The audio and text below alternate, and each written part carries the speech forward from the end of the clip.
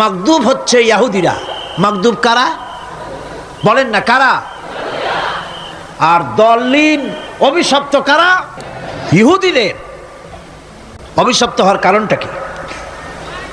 আল্লাহ রাব্বুল আলামিন বলেন, শোনো কারণ কি।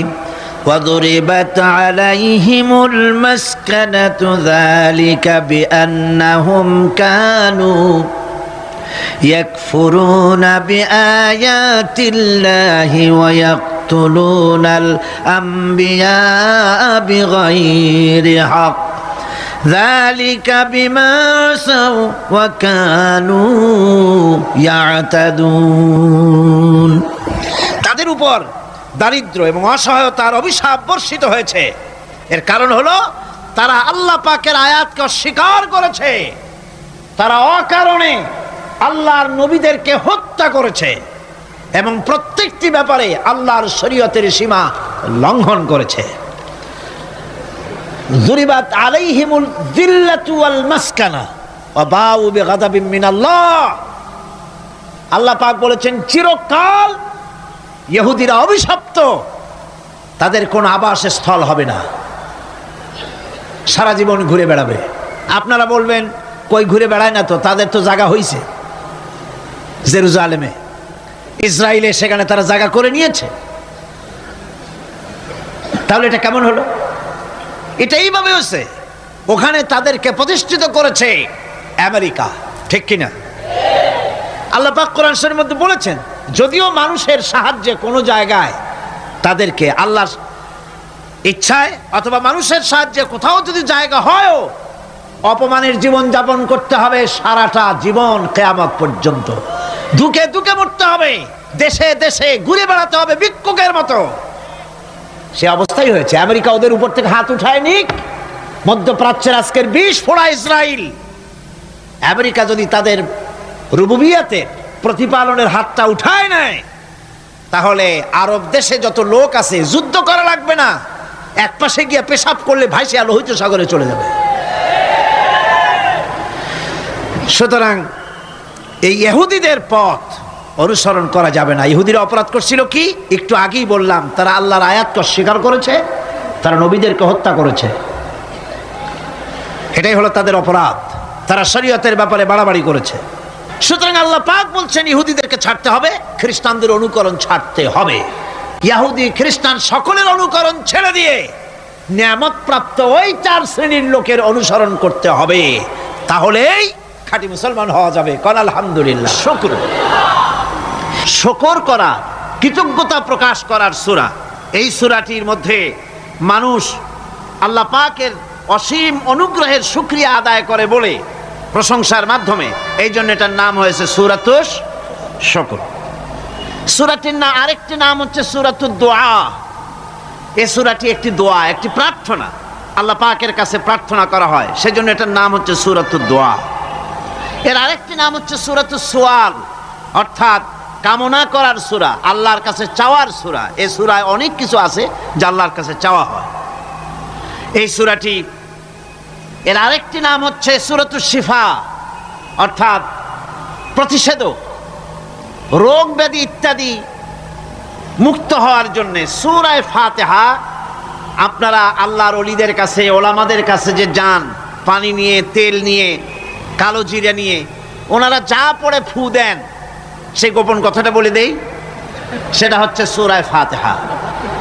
সূরা ফাতিহা কোন কোন কিতাবে মুফাসসিরিন ইকরাম লিখেছেন, মুহাদ্দিসিনরা লিখেছেন যে দুরারোগ্য ব্যাধি, কোন ওষুধে ভালো হচ্ছে না, প্রতিদিন 40 বার করে সূরা ফাতিহা পড়ে পানিতে দম করে ফজরের পরে 41 দিন যদি এভাবে সেবন করে, সেই দম করা পানি দুরারোগ্য ব্যাধিও আল্লাহ পাক ভালো করে দিবেন। সুবহানাল্লাহ বিহামদি।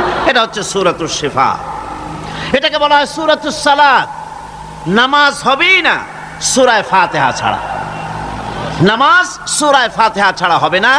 এই জন্য লা সালাতা লিমান লাম ইয়াকরা বিফাতিহাতিল কিতাব, হাদিস শরীফে এসেছে সূরা ফাতিহা ছাড়া নামাজ শুদ্ধ হবে না, নামাজ জায়েজ হবে না। সেই জন্য এটার নাম হচ্ছে সূরাতুস সালাত।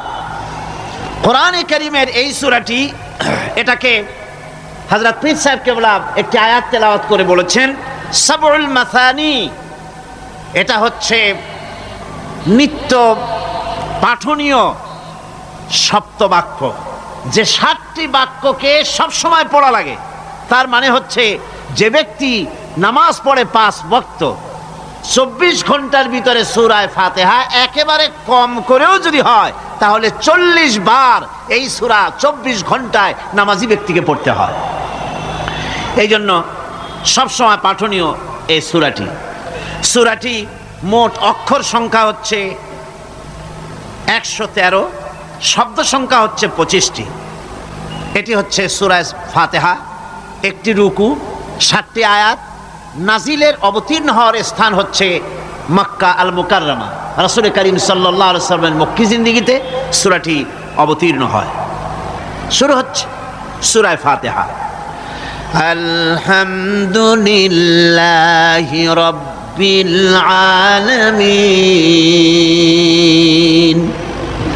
সূরা ফাতিহা আমি বলি এটি যেন একটি অভিনন্দন পত্র। এটি কি? অভিনন্দন পত্র। বান্দা দিচ্ছে তার রবকে, রবের ভাষায় শেখানো অভিনন্দন পত্র বান্দা তার রবকে প্রকাশ করছেন, দিচ্ছেন। অভিনন্দন পত্রে 3টা জিনিস থাকে, আপনারা লক্ষ্য করে শুনলে বুঝতে পারবেন ইনশাআল্লাহ।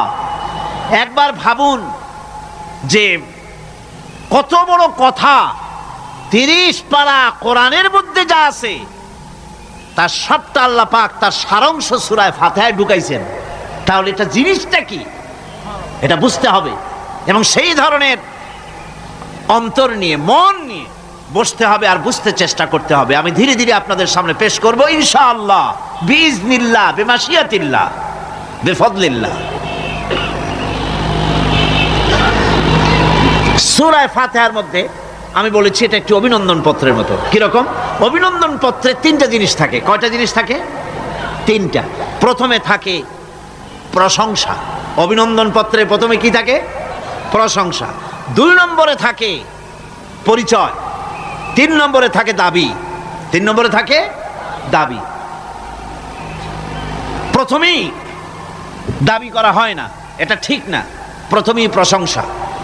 সমস্ত অভিনন্দন পত্র আপনারা দেখবেন, মন্ত্রী আসুক, প্রেসিডেন্ট আসুক, অভিনন্দন পত্র পেশ করা হয়, সুন্দর ভাষায় লেখে, হে সংগ্রামী জননায়ক, গরিবের বন্ধু, জাতির কিছু একটা, এইভাবে করে বহুত প্রশংসা করে তারপরে তার নাম খুঁজে পাওয়াই মুশকিল প্রশংসার ঠেলায়। আপনার আগমনী বার্তায় আমাদের এই চট্টগ্রামের আকাশ বাতাস মুখরিত, আবাল বৃদ্ধ বনিতা আনন্দে উদ্বেলিত, কে কি করবে দিশে করতে পারছে না, এরকম প্রশংসা। এই প্রশংসা দিয়ে তারপরে বলে আমরা চট্টগ্রাম কলেজের কর্তৃপক্ষ, আমাদের বেড়া নাই, টিন নাই, চাল নাই, ইট নাই, সিমেন্ট নাই, আমাদের এগুলি দাবি। তাহলে প্রথমে গেল প্রশংসা, 2 নম্বরে পরিচয়, 3 নম্বরে দাবি। মূলত এই ভদ্রতা প্রথমে কেউ বলে না, মন্ত্রী সাহেব চিটাগংয়ে আসছেন তো, আমাদের দাবি না মিটাইয়া ঠ্যাং আস্ত নিয়ে ঢাকা ফিরতে পারবেন না, এরকম বলে নাকি? এরকম বললে কিছুই পাওয়া যাবে না। মূলত এই যে ভদ্রতা, এই শালীনতা, এই শিষ্টাচার শিক্ষা দিয়েছে আল কোরআন। সুবহানাল্লাহ বিহামদিহি। কোরআনে কারিমে যে রব বলা হয়েছে তার অর্থ হচ্ছে, তার অর্থ ব্যাপক, অনেক বিশাল এর অর্থ। এ রব কাকে বলে আমি রবের সমস্ত ব্যাখ্যা করতে পারবো না, তবে অল্প কথায় এমন ভাবে বলতে চেষ্টা করব যাতে করে আপনাদের বুঝে আসবে ইনশাআল্লাহ। আমরা বলি ইনশাআল্লাহ। এখন আপনারা যদি আমাকে প্রশ্ন করেন যে অত কথা বুঝি না, এক লাইনে এক বাক্যে বুঝায় দেন রব কাকে বলে, তাহলে আমি কথাটা এইভাবে বলবো, যাহার যখন যে জিনিসের যতটুকুন প্রয়োজন তাহাকে তখন সেই জিনিস ফরিয়াদ করার আগে যিনি পৌঁছে দেন তার নাম হচ্ছে রব। এ রব হচ্ছে তার মধ্যে রুবুবিয়তের সম্পূর্ণ কোয়ালিটিতে ভর্তি। আল্লাহ পাকের মধ্যে রুবুবিয়তের কোয়ালিটি। রব শুধু সৃষ্টি করেই ছেড়ে দেন না, প্রতিপালন করেন, পূর্ণতায় পৌঁছে দেন। সুবহানাল্লাহ বলতে ইচ্ছে করে না ভাইরা? দেখেন আল্লাহ রাব্বুল আলামিন এমন রব, বাংলাদেশের কুকুর আর আমেরিকা ইউরোপের শীত প্রধান দেশের কুকুর একরকম নয়। আমাদের দেশের পশু ইউরোপ আমেরিকা শীত প্রধান দেশের পশু একরকম নয়। তার কারণ হলো আমাদের দেশে শীত কম, নাতিশীতোষ্ণ অঞ্চলের মধ্যে খানিকটা পড়ে যায়। এখানে পশুদের গায়ে কম পশম থাকলে কোনো অসুবিধা নাই। ভেড়া, ঘোড়া, কুকুর, বন্য প্রাণীকে কেউ তো কম্বল দেয় না, ল্যাপ দেয় না, রাজাই দেয় না, খাতা দেয় না, চাদর দেয় না। আল্লাহ রাব্বুল আলামিন তিনি এমন রব, শীত প্রধান দেশের পশুদের গায়ে পশম দিয়া চিরস্থায়ী কম্বল জড়ায় দিয়েছেন। এর নাম হচ্ছে রব। প্রতিপালনের পদ্ধতি কি সুন্দর করে তিনি প্রতিপালন করছেন, কি সুন্দর করে তিনি পশু পক্ষীগুলিকে তাদের আহার জোগাড় করছেন, প্রতিপালন করছে।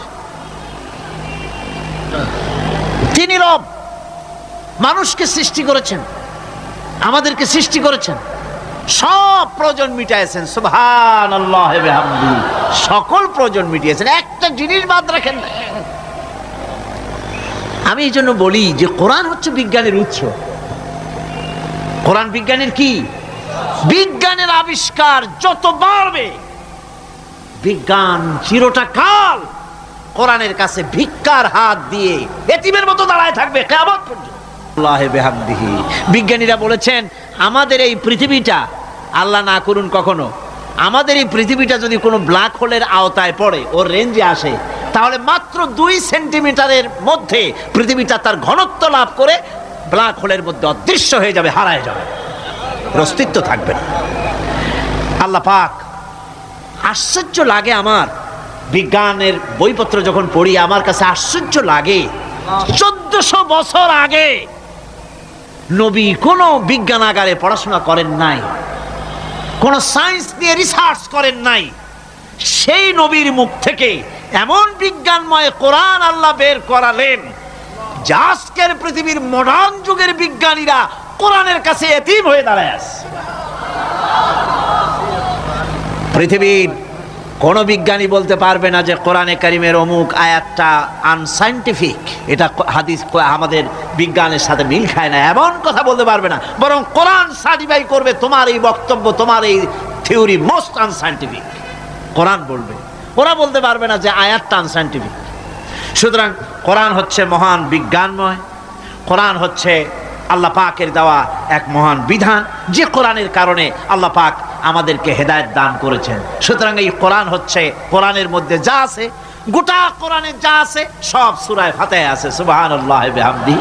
আল্লাহ পাক বলছেন আলহামদুলিল্লাহি রাব্বিল আলামিন।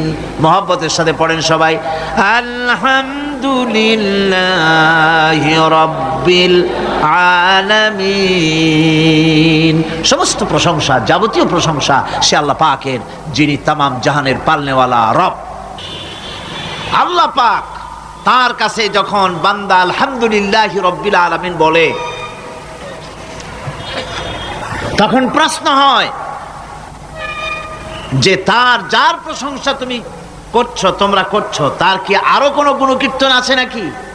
আমরা বলি আর রহমানির রহিম, তিনি পরম দাতা এবং দয়ালু।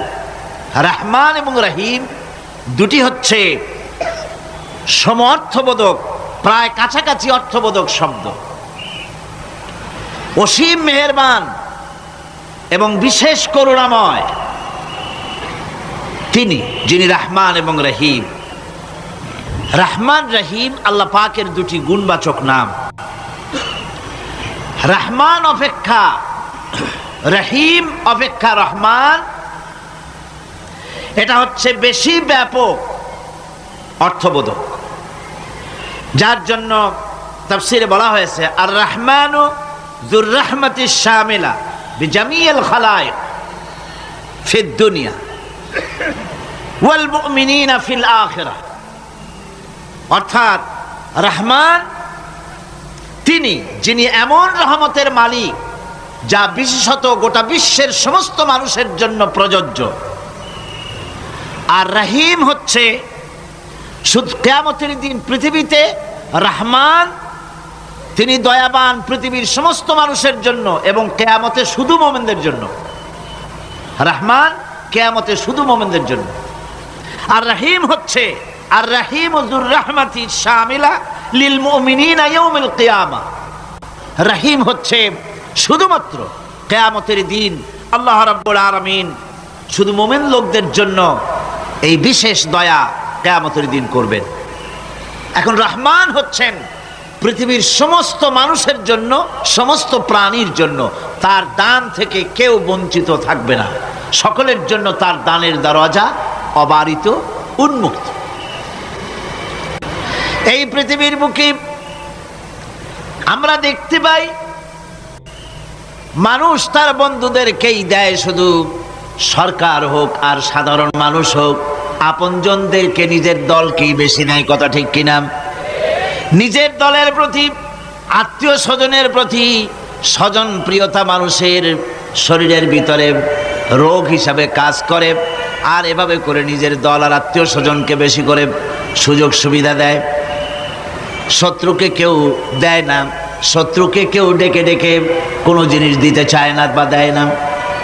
আল্লাহ রাব্বুল আলামিন এমন রহমান, এমন দয়াবান, এমন মেহেরবান, যারা তার ইবাদত করে, যারা তাকে স্বীকার করে, আল্লাহ বলে তাকে যারা সেজদা দেয়, আল্লাহ পাক তাদেরকেও দেন।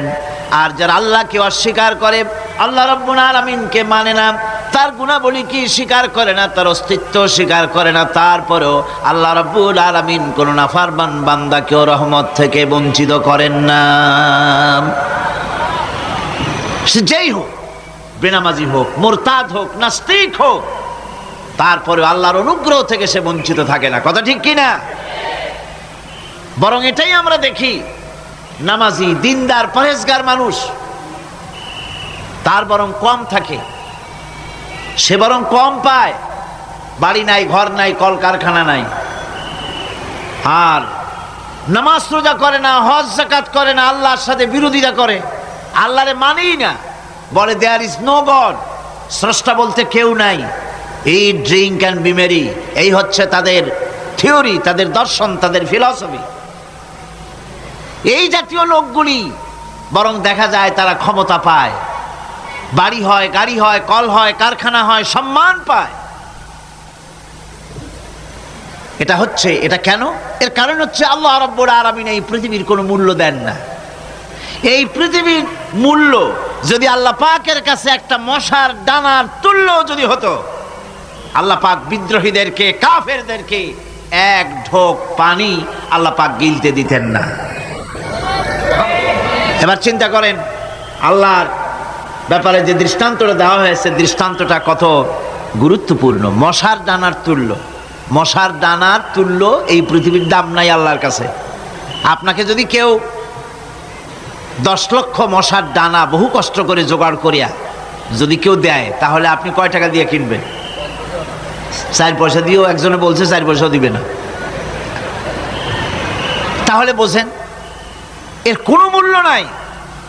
একটা মশার ডানার তুল্য মূল্য আল্লাহ পাক এই পৃথিবীর দেন না, যার কারণে অবারিত উন্মুক্ত হস্তে আল্লাহ পাক সমস্ত মানুষের জন্য, প্রাণী জগতের জন্য তিনি করুণা করেছেন সকলকে। এই করুণাময় রহমান আল্লাহ পাক, তিনি গুনাহগারদেরকে, যারা আল্লাহ পাকের ফরমাবরদারি করতেছে, তাদেরকে সকলকে আল্লাহ পাক সমানভাবে তার জিনিসগুলিকে তিনি দিয়ে দিচ্ছেন। তাই রহমতের মধ্যে আছে স্নেহ, আছে প্রীতি, আছে অনুগ্রহ। আল্লাহ পাকের রহমতটা কি জিনিস? সেটা হচ্ছে রহমতি ওয়াসিআত কুল্লা শাই, আমার রহমত দিয়ে সমস্ত জিনিসকে ঢেকে রাখা হয়েছে। প্রত্যেকটি জিনিসের ভিতরে আল্লাহ পাকের রহমত রয়েছে। রহমত ছাড়া এই পৃথিবীতে মানুষের চলার কোনো পথ নাই। সমস্ত ব্যাপারেই আল্লাহ পাকের রহমত আর রহমত।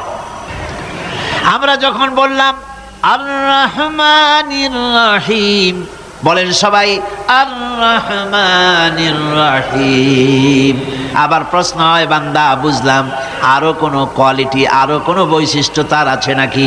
আমরা বলি মালিকি ইয়াউমিদ্দিন,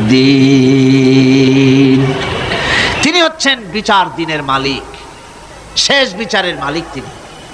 একদিকে এটাকে ব্যালেন্স করা হয়েছে, একদিকে অফুরন্ত রহমত, যার কোনো কুল নাই, কিনারা নাই। এখন আদল দরকার। এখন কি দরকার?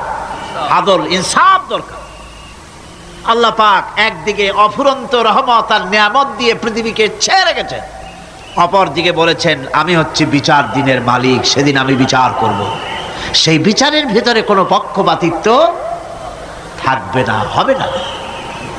সেখানে তিনি হবেন হাকামুল হাকিমিন, ওইটা হবে সুপ্রিম কোর্টের সুপ্রিম কোর্ট। সেই পরকালে, সেই কিয়ামতের মাঠে আপনাকে আমাকে সকলকে উপস্থিত হতে হবে, নাকি হবে না? সবাইকে উঠতে হবে। এই দিন শব্দটি কোরআনে কারিমে বহু জায়গায় বলা হয়েছে এবং বিভিন্ন অর্থে ব্যবহার করা হয়েছে। যেমন দিন শব্দের অর্থ প্রভাব, প্রতিপত্তি, আধিপত্য, ইতাআত, বন্দিগি, দাসত্ব, আনুগত্য, নীতি, পথ, পন্থা, হিসাব, ফায়সালা, প্রতিদান, প্রতিফল, এরকম অনেক অর্থ, অনেক অর্থে দিন শব্দ কোরআনে কারিমের মধ্যে ব্যবহৃত হয়েছে। কিন্তু এখানে মালিক ইয়াউমিদ্দিন, এই দিন এখানে ব্যবহার করা হয়েছে প্রতিফল অর্থে। প্রতিফলের দিন, যেদিন প্রতিফল দেওয়া হবে, তিনি হচ্ছেন সেই দিবসের অধিপতি, সেই দিবসের মালিক। সূরা ইনফিতারে আল্লাহ পাক বলছেন, وما أدراك ما يوم الدين ثم ما أدراك ما يوم الدين, বিচারের দিনটি কি তা তোমাকে কে জানালো? আবার জিজ্ঞেস করছি, তোমাকে কে জানালো বিচারের দিনটা কি? আল্লাহ পাক জবাবে বলছেন, বিচারের দিনটা হচ্ছে ইয়াউমা লা তামলিকু নাফসুন লিনাফসিন শাইআন ওয়াল আমরু ইয়াউমা ইযিন লিল্লাহ। বিচারের দিন হচ্ছে এমন দিন যেদিন কেউ নিজেকে রক্ষা করতে পারবে না, কারো থেকে কেউ নিজেকে রক্ষা করতে পারবে না, নিজেকে কেউ নিজের জন্য কাউকে সাহায্যকারী পাবে না। আর সমগ্র ব্যাপারটি নিরঙ্কুশভাবে আল্লাহ রাব্বুল আলামিনের হাতে থাকবে। সেই দিনটার নাম কিয়ামত, সেটার নাম পরকাল, সেটার নাম হচ্ছে বিচারের দিন। যেদিন কর্তৃত্ব হবে কেবলমাত্র কার? আল্লাহ পাক। সেই দিনটা হচ্ছে কর্মফল পাওয়ার দিন। লাহা মা কাসাবাত ওয়া আলাইহা মা কাসাবাত, প্রত্যেক মানুষই সে উপার্জন অনুসারে সেখানে ফল পাবে। যেমন কর্ম তেমন ফল পাবে, ব্যক্তি হিসাবে পাবে, দল হিসাবে পাবে। তিলকা উম্মাতুন ক্বাদ খালাত লাহা মা কাসাবাত ওয়া লাকুম মা কাসাবতুম ওয়া লা তুসআলুনা আম্মা ইয়ামালুন। প্রত্যেক মানুষই তার উপার্জন অনুসারী ফল পাবে। যা সে পাবে তা নিজের উপার্জন ছাড়া আর কিছুই না, আর যে ফল পাবে সেটাও তার উপার্জন। সুতরাং কিয়ামতের দিন আল্লাহ মানুষের উপরে কোনো জুলম করবেন না, অত্যাচার করবেন না। আল্লাহ পাক তো তার বান্দার জন্য জুলুমকারী নন, ঠিক কিনা? আল্লাহ পাক বলছেন, মান আমিলা সালিহান ফালিনাফসিহি ওয়া মান আসাআ ফাআলাইহা ওয়া মা রাব্বুকা বিযাল্লামিন লিল আবিদ। যে ব্যক্তি পুণ্য কাজ করলো সে নিজের কাজে, নিজের স্বার্থেই তা করলো। আমরা যে নামাজ পড়ি, এটা কি আল্লাহর স্বার্থ? কথা কন, আল্লাহর স্বার্থ? সারা পৃথিবীর সমস্ত মানুষ যদি আল্লাহরে সেজদা দেয়, আল্লাহর ক্ষমতা আরো কিছু কালের জন্য বাড়বে নাকি? সমস্ত মানুষ যদি আল্লাহকে অস্বীকার করে, বিদ্রোহী ঘোষণা করে, বিদ্রোহ ঘোষণা করে, তাতে কি আল্লাহর ক্ষমতা শেষ হয়ে যাবে? নাউযুবিল্লাহি মিন যালিক। যেমন ছিলেন তেমনই থাকবেন। সুতরাং আমরা যা করি, আমরা নামাজ পড়ি নিজেদের জন্যে, আল্লাহকে খুশি করার জন্য, কিন্তু কল্যাণটা আমার। কল্যাণটা কার? আমার। রোজা, হজ, যাকাত, তেলাওয়াত যা করি সব আল্লাহকে খুশি করার জন্য, কিন্তু স্বার্থ পুরাটাই আমার, আমার কল্যাণের জন্যই আমি করি। এবং আল্লাহ হচ্ছেন তিনি তোমাদের রব, ওমা রাব্বুকা বিযাল্লামিল লিল আবিদ, তোমাদের রব হচ্ছেন তিনি যিনি বান্দাদের উপরে কখনো অত্যাচার করেন না, জুলম করেন না, মেহেরবানি দিয়ে যিনি ছেয়ে রাখেন তিনি হচ্ছেন আল্লাহ পাক। সুতরাং সেই কিয়ামতের মাঠে আল্লাহ পাকের দরবারে আমাদের সকলকেই উঠতে হবে, আল্লাহ পাকের দরবারে আমাদের সামনে আল্লাহ পাকের সামনে দাঁড়াতে হবে। সেদিন আমাদেরকে কেউ বাঁচাতে পারবে না। সেদিন আল্লাহ পাক এর দরবারে যেন আমরা আসামি না হই, সেজন্য এই পৃথিবীতে কোরআন অনুযায়ী আমাদের জীবন গড়তে হবে, সুন্নাহ অনুযায়ী জীবন গড়তে হবে, তাহলে পরকালে আল্লাহ পাকের কাছে নাজাত পাওয়া যাবে। বড় কঠিন জায়গা, বড়ই কঠিন জায়গা। এবার প্রশ্ন হচ্ছে, তোমরা যারা আমার প্রশংসা করলে তোমরা কারা? জবাবে আমরা বলছি, ইয়্যাকা না'বুদু ওয়া ইয়্যাকা নাস্তাঈন। আয় আমার রব, আমরা হচ্ছি তোমার বান্দা, একমাত্র তোমারই গোলামি করি, একমাত্র একমাত্র তোমারই ইবাদত করি। আর কারো ইবাদত, এই শব্দটা লাগাইলে কি বোঝা যায় যে আর কারো করি না, একমাত্র তোমারই ইবাদত করি আর একমাত্র তোমারই কাছে সাহায্য প্রার্থনা করি। আমরা তোমার বান্দা। এবার প্রশ্ন হচ্ছে, চাও কি? পরিচয় তো শুনলাম, চাও কি? আল্লাহ রাব্বুল আলামিন আমাদেরকে শিখাই দিলেন, কত বড় মেহেরবান তিনি, কত দয়ালু তিনি, তার কাছে চাওয়ার ভাষাটাও তিনি আমাদের শিখাই দিলেন। জনে কোন সুবহানাল্লাহ। রব্বুল আলামিন আমাদের শিখালেন, এভাবে চাও, ইহদিনাস সিরাতাল মুস্তাকিম সিরাতাল্লাযীনা আন'আমতা আলাইহিম গায়রিল মাগদুবি আলাইহিম ওয়ালাদ-দাল্লিন। হায় আল্লাহ, ইহদিনাস সিরাতাল মুস্তাকিম, একটা রাস্তা চাই, সহজ সরল সঠিক একটি পথ চাই তোমার কাছে।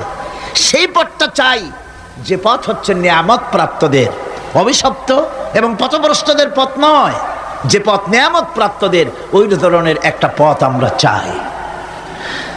পথ দেখাবার মালিককে কোরআনে কারীম বলছে, আল্লাহ রাব্বুল আলামিন বলেন, ওয়া আলাল্লাহি কাসদুস সাবিলি ওয়া মিনহা জাইরুন ওয়ালাউ শাআ লাহাদাকুম আজমাইন। ওয়া আলাল্লাহি কাসদুস সাবিল, সোজা রাস্তা বলে দেওয়ার দায়িত্ব আমি আল্লাহর। সোজা রাস্তা বলে দেওয়ার দায়িত্ব কার? তিনি বলছেন, বলার দায়িত্ব আমার, সোজা রাস্তাটা আমি বলে দেব। আল্লাহ রাব্বুল আলামিনের কাছে বান্দা যখন রাস্তার দাবি করলো, সোজা পথ চাই, সহজ পথ একটা তোমার কাছে চাই, রব্বুল আলামিন সূরা ফাতিহার 7টা আয়াতের এই অভিনন্দন পত্রের জবাবে 30 পারা কোরআন শরীফ আল্লাহ পাক বান্দারে দান করে দিলেন। জবাবে বলে দিলেন, ওয়া আনি'বুদুনি হাযা সিরাতুম মুস্তাকিম। সোজা রাস্তাটা হলো আমার আনুগত্য, আমার গোলামি, আমার দাসত্ব, এটাই হলো সোজা রাস্তা। এই সোজা রাস্তাটা আমি বলবো। রাস্তা তো অনেক হতে পারে, কিন্তু সোজা রাস্তা বলে দেওয়ার দায়িত্ব কার? আল্লাহ পাকের। দেখেন, এই যে বিশাল মাহফিল, এই মাহফিলে যত লোক আসছে, সব লোক কি এক মতের, এক চিন্তার, এক আদর্শের? না। এই কয়েক লক্ষ জনতার ভেতরে হাজারো মতের লোক আছে, হাজারো চিন্তার লোক আছে, হাজারো আদর্শের লোক আছে। সব আদর্শ, সব চিন্তা, সব কি ঠিক? সবটাই কি নির্ভুল? না, সঠিক নির্ভুল একটা। কয়টা হয়? একটাই হয় মাত্র। এই জন্য আমি দৃষ্টান্ত দিতে গিয়ে বলি, অঙ্ক পরীক্ষা যেদিন হয়, ছেলেরা অঙ্ক পরীক্ষা যেদিন দেয়, সেই অঙ্ক পরীক্ষা দিতে গিয়ে অঙ্ক যারা ভুল করে তাদের ফলাফল কয় রকম হয় বলেন? হ্যাঁ, অনেক রকম হয়। আর যাদের অঙ্ক যাদের ঠিক হয় তাদের ফলাফল কয় রকম? একরকম। তার অর্থ কি? তার অর্থ হলো ভুলের পথ অনেক আর হকের পথ, বাতিলের পথ অনেক, ভুলের পথ অনেক, সঠিক এবং হক যেটা তার পথ হচ্ছে মাত্র একটা। এই জন্যে আল্লাহ রাব্বুল আলামিন তিনি সোজা রাস্তা বলে দেওয়ার দায়িত্বটা নিয়েছেন। কোরআন বলছে প্রত্যেকটি সৃষ্টির শুরু হতে শেষ পর্যন্ত 4টা স্তর পার হতে হয়। তার সর্বশেষ স্তর হলো হেদায়াত। 4টে স্তর পার হওয়ার সর্বশেষ স্তর হচ্ছে হেদায়াত। আল্লাযী খালাকা ফাসাওয়া ওয়াল্লাযী কদ্দারা ফাহাদা। তিনি সকল বস্তুকে সৃষ্টি করেন এবং তারপর তার পরিমাপ, তার কর্মপথ, তার হেদায়েত তিনি দিয়ে দেন। তার মানে হচ্ছে তিনি সৃষ্টি করেন, সামঞ্জস্য রাখেন, পরিমাপটা ঠিক করেন এবং পথের নির্দেশ দেন। সৃষ্টি করেই ছেড়ে দেন না, তার হেদায়েত দিয়ে দেন, তার পরিমাপটা ঠিক করেন, সামঞ্জস্য করেন। কিরকম?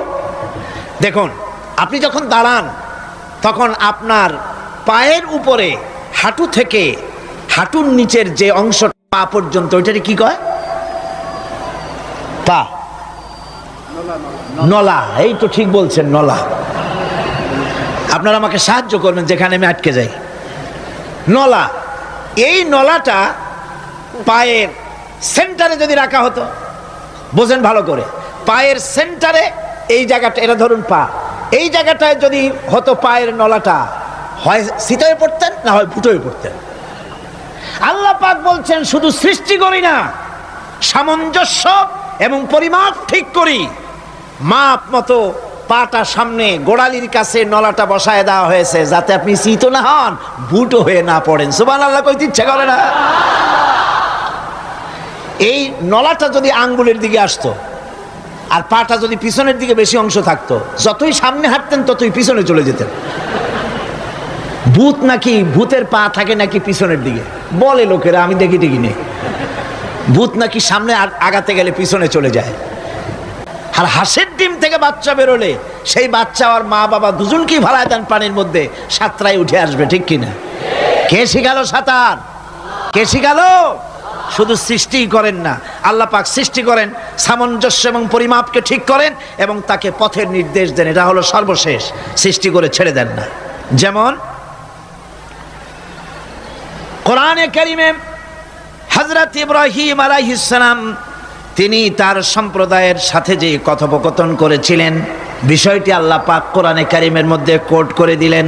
এই হেদায়েতের বিষয় সেখানে আছে বলে আল্লাহ পাক বিষয়টা কোরআনে জায়গা করে দিলেন। ওয়া ইয ক্বালা ইব্রাহিমু লিআবিহি ওয়া কওমিহি ইন্নানি বারাউম মিম্মা তা'বুদুন ইল্লাল্লাযী ফাতারানি ফাইন্নাহু সায়াহদিন। ইব্রাহিম আলাইহিস সালাম তার পিতা এবং তার গোত্রকে বললেন, তার সম্প্রদায়ের লোকদেরকে, নিঃসন্দেহে আমি মুক্ত, আমি পবিত্র।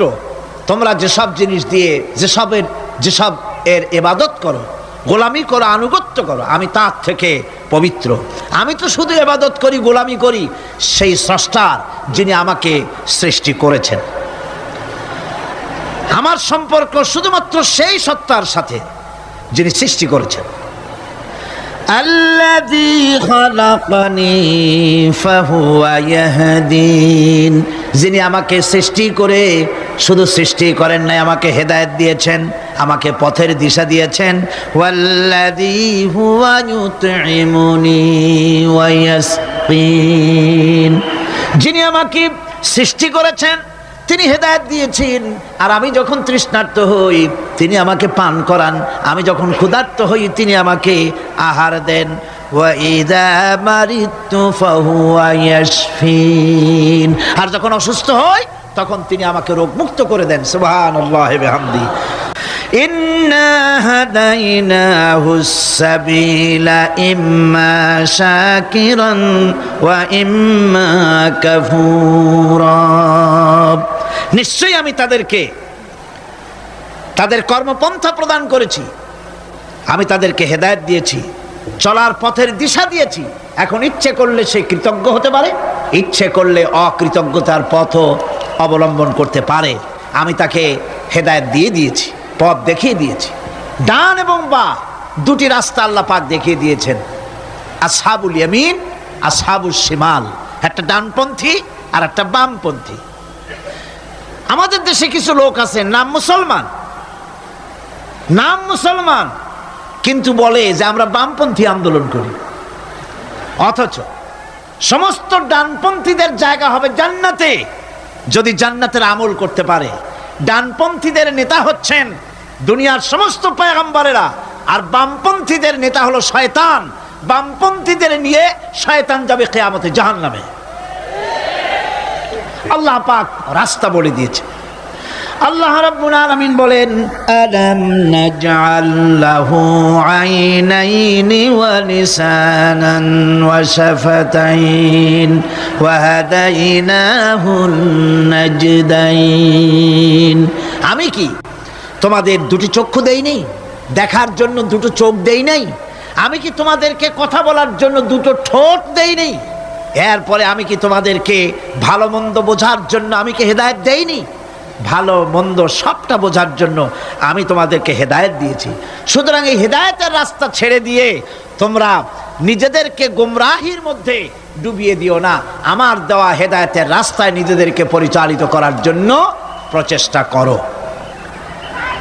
সিরাতুল মুস্তাকিম, এজন্য মডেল দরকার। কার অনুসরণ করব? আল্লাহ পাক শিখায় দিলেন, সিরাতাল্লাযীনা আন'আমতা আলাইহিম। পড়েন সবাই, সিরাতাল্লাযীনা আন'আমতা আলাইহিম গায়রিল মাগদুবি আলাইহিম ওয়ালাদ-দাল্লিন। আয় আল্লাহ, অনুগ্রহপ্রাপ্ত দল, সেই রাস্তা, অনুগ্রহপ্রাপ্তদের রাস্তা চাই। তোমার মনোনীত ব্যক্তি, অনুগ্রহপ্রাপ্ত যারা, তাদের পথ অনুসরণ করতে চাই। নবী বলুন, আমি তোমাদের মতো মানুষ, আমার উপরে ওহী আসে, ইন্নামা আনা বাশারুম মিসলুকুম, তোমাদের মতো মানুষ। একটু ভালো করে বিষয়টা বোঝেন। আরো বলেছি আমি, আজকে আবার স্মরণ করায় দেই। আল্লাহ শিখাই দিচ্ছেন, বলুন আমি তোমাদের মতো মানুষ, ফেরেশতা নই, জিন নই, আমার কাছে ওহী আসে। পার্থক্য এখানে। তবে আরো পার্থক্য আছে, সেটা হচ্ছে আমরা হচ্ছি সাধারণ মানুষ, নবীরা হচ্ছেন অসাধারণ মানুষ। সুবহানাল্লাহ। আমরা হচ্ছে মানব, রাসূল আল্লাহর পয়গম্বররা হচ্ছেন মহামানব। কথা বুঝে আসছে? তার মানে হলো আমরা সাধারণ মানুষ। সাধারণ মানুষেরা গুনাহ করতে পারে, ভুল করতে পারে, সব রকমের গুনাহ করতে পারে। নবীরা কোনো গুনাহ করতে পারেন না। আল্লাহ পাক তাদের দিয়ে গুনাহ করান না।